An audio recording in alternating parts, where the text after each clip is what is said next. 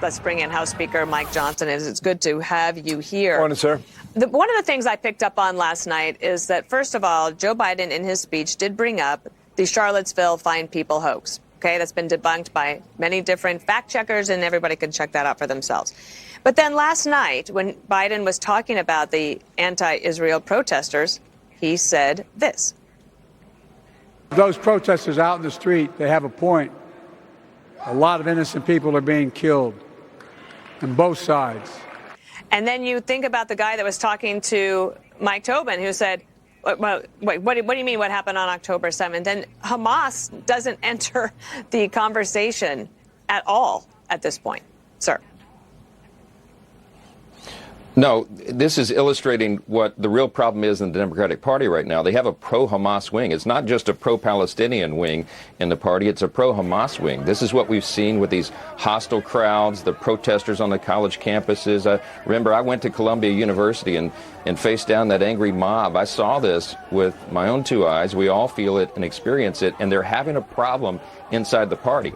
Kamala Harris is trying to play both sides. Joe Biden has tried to do the same thing, and that's why they have the mess on their hands that they do. You cannot appease terrorists, Hamas sympathizers. There's no place for that, and they're trying to embrace it. It was broken in the news this week that Kamala Harris visited with the mayor of Dearborn, who's a radical anti-Semite. They're trying to play both sides. I don't think it's going to work, and I think they're going to wind up upsetting everybody in the process. That's a serious problem for them. Chicago Tribune's the headline, exactly what you say. They call it a difficult balance, and that's what they're trying to pull off. Not just what's happening out here. It is. Sorry, guys. A difficult balance. Not just what's happening outside, but also the little dance between Joe Biden and Kamala Harris coming in here. I want to play two sound bites and get your reaction. Now, Speaker of the House, you got a lot of experience on this. Nancy Pelosi, yesterday on CNN here in Chicago, said this. Talk to him is my only question. What I have to do. Right. He made the decision for the country. My concern was not about the president, it was about his campaign. As he has seen the exuberance, the excitement that has come forth in our country. Okay, so that was in the afternoon, and this was around 1 o'clock in the morning here in Chicago at the airport. Are you angry at Nancy Pelosi? Are you going to speak with her? No, I haven't spoken to Nancy at all. I mean, look, no one influenced my decision. No one knew it was coming. Yeah, the other thing he ad-libbed last night is that he wasn't angry. That wasn't true, as it was reported. I haven't spoken to Nancy at all. How's that work? Give us some insight. This is just more deceit from the Democrats. What we're witnessing right now is the largest gaslighting operation in the history of American politics. Everything that we're seeing at the convention, everything they're saying is patently untrue. They're trying to convince the American people that what we're seeing and experiencing and feeling isn't real.